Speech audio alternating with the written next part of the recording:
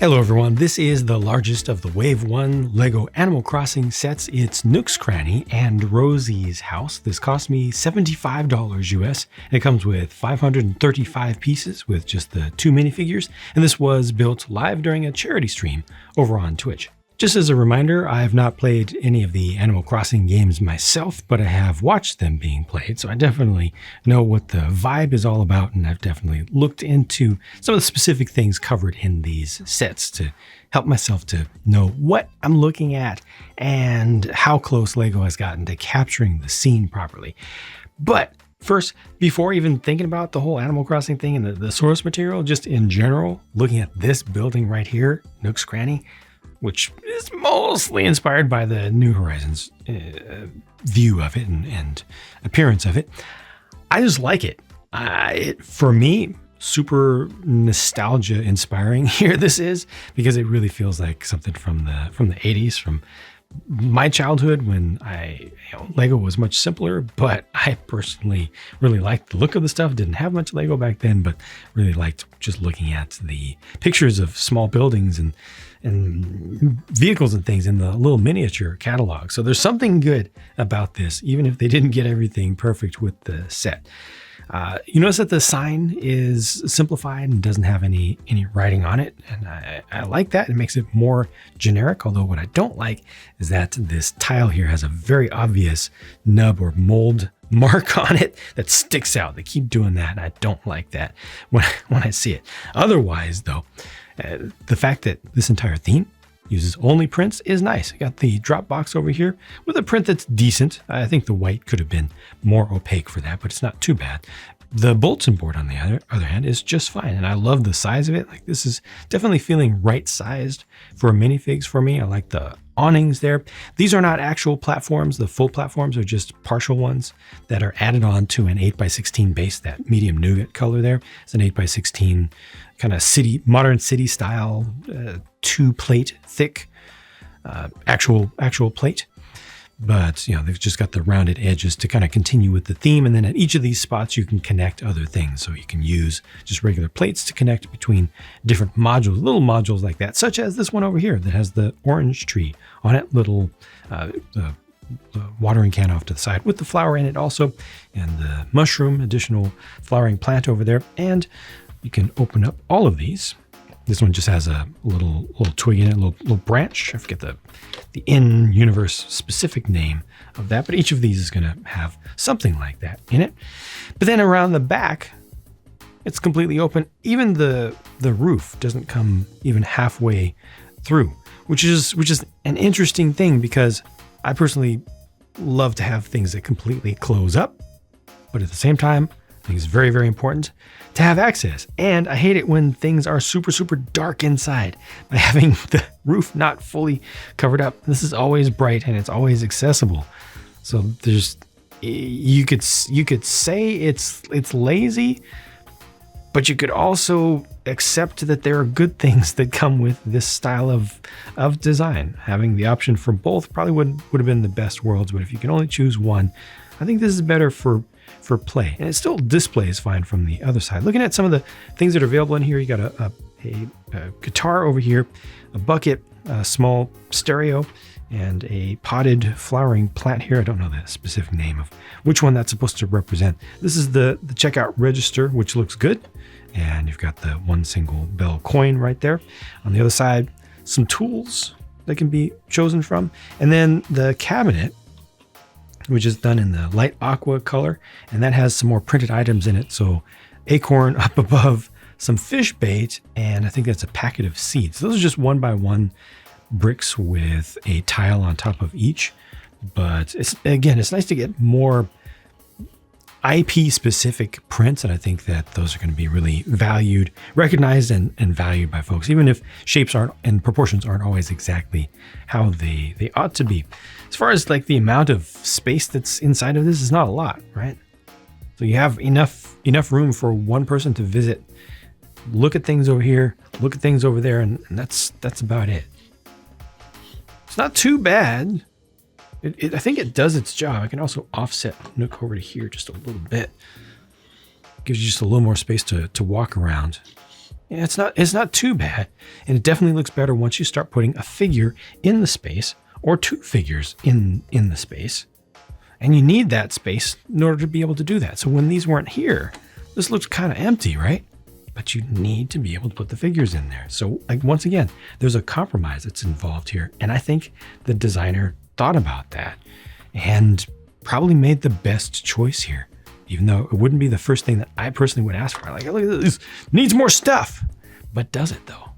Rosie's house here has the smoke coming out the chimney right now. The overall appearance of this is pretty good. And I have added in just here in the front to kind of create part of the front yard, a couple additional small modules here. So they've got just a plain one, and then they've got one that has sort of a patio set up with just a couple of stools there, and it's tea time, also a cookie, and the classic 1990s trans dark pink colored umbrella also underneath there, because you don't have to put this here, you can put it in other places, but I've kind of hidden away slightly the mailbox, which can be opened. You have an additional window over there.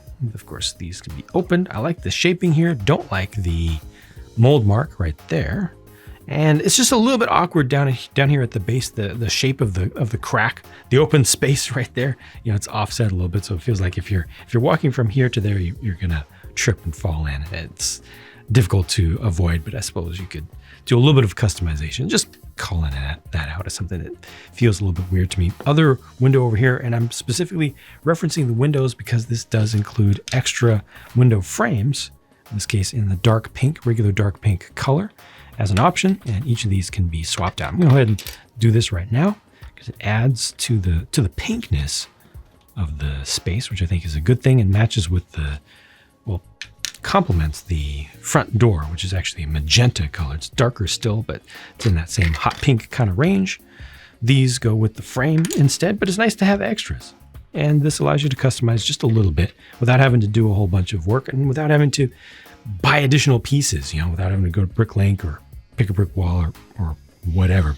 Street lamp over on the side here. And once again, the roof is not deep. It has appropriate styling, not deep, but this whole thing will come up and is intended to be switchable with other houses. So that makes sense. And it also gives you just a little bit more access inside of there. Not that it's necessarily needed here, but just some easy modularity is included there, as they've been trying to do throughout the entire series as far as I've seen. You also get the dark azure colored bike with a little headlight on it, bicycle, and inside the decorations are pretty appropriate to what this character actually has. Now they don't have the whole thing, you're limited in size here, but the bed, even the album art there up on the wall is appropriate, I think. Definitely the floor lamp, which has that nice iridescence to it. That's good. I like that a lot. Just a basic comfy chair over here and a small table with the flower on top of it, and the smallest and most basic of kitchenettes. That's it. But again, you got to be able to put a figure somewhere. This one's getting a little bit cramped. Like if she had a visitor as well, what are you going to do? Well, you're going to have to take the roof off, most likely, to be able to get your fingers back here to have a person coming through the door. Or I guess they would be able to be seated or something. But yeah, it's just also she needs to remove her tail in order to lay down on her back. But I guess you could lay on her side a little bit. That'll work on the bed. Yeah, see, the realities of physical space are definitely limiting here, and the designer definitely had to bounce off of those realities when figuring out what to do. Of course, you can take these things out, you can move them around, rearrange. As a matter of fact, Lego recommends that you rearrange this stuff because it has you build everything. I think I pushed this one down too far. Let go. Yeah, has you build all of the elements of appliances and furniture separately and then put them in afterwards. And they do explicitly suggest that you change things up and try different interior design approaches. Here's a closer look at the two figures. I personally really like this Tom Nook. I think it looks excellent, especially that torso print and the use of the dual molded arms. Very, very good. I want to see more dual molding used in general, which they have used for the heads here. So Tom Nook has the dual molded head. They include a party hat for him as well to try to suggest that, somebody's got to come to Julian's birthday party, since they didn't put any other figures in the Julian's birthday party set. We'll see. Maybe somebody will go over there. The printing here, like the design, is really good, but the white you can clearly see is not opaque enough. It's still letting too much of the pink come through. Dark pink is not that dark of a color. You should be able to print white on it effectively. And Lego's just inconsistent about that, unfortunately. But otherwise, the graphic design, I think, here is done really, really well. Of course, a bag of bells for Nook is appropriate to the character. There are so many leftover pieces for such a simple set, although one of these waffles should not be a leftover. That's my mistake there. But yeah, you get some prints as well. I don't think the bar is supposed to be leftover, but it was. I got 2 in the bag when I was supposed to only get 1. Again, the price I paid was $75 US. It is available for 75 euros, 65 pounds UK, or $100 Canadian, which is, again, about $75 US, directly translated across. And yes, in the US, we have taxes too that we have to pay on top of the suggested retail price. $75 is too much for this amount of stuff. If you only look at price to part ratios, it looks atrocious. It looks ridiculous. I don't only look at price to part ratios because price to part ratios mean almost nothing. If you've got a ton of tiny pieces and you end up with something that's this big and costs $100, well, that's not good. If you have a huge thing and it only has 200 pieces, but you get this huge thing, well, you can't just look at the price to part ratio. But looking at the amount of stuff that's here for 2024 in the toy market, even in the Lego market, which, Lego is an expensive toy, still doesn't feel right to me. I think that I would like Rosie's House to be a $30 set. Maybe they could leave out one of these platforms and include one more minifigure there. I would like Tom Nook's Cranny to be like a $35 set. And again, I would like one more minifigure with it. So that's 65 with twice as many minifigures is what I personally am asking for. And I feel like I'm already being generous with that because there's not a whole lot of stuff here, honestly. Not that that's necessarily a bad thing, as I talked about. I don't think it necessarily makes the set worse, but talking about value, the value ain't there. And everybody has pretty much seen that. Is it appropriate for a Tom Nook focused set to be overpriced? Of course, but that's not how the real world should work.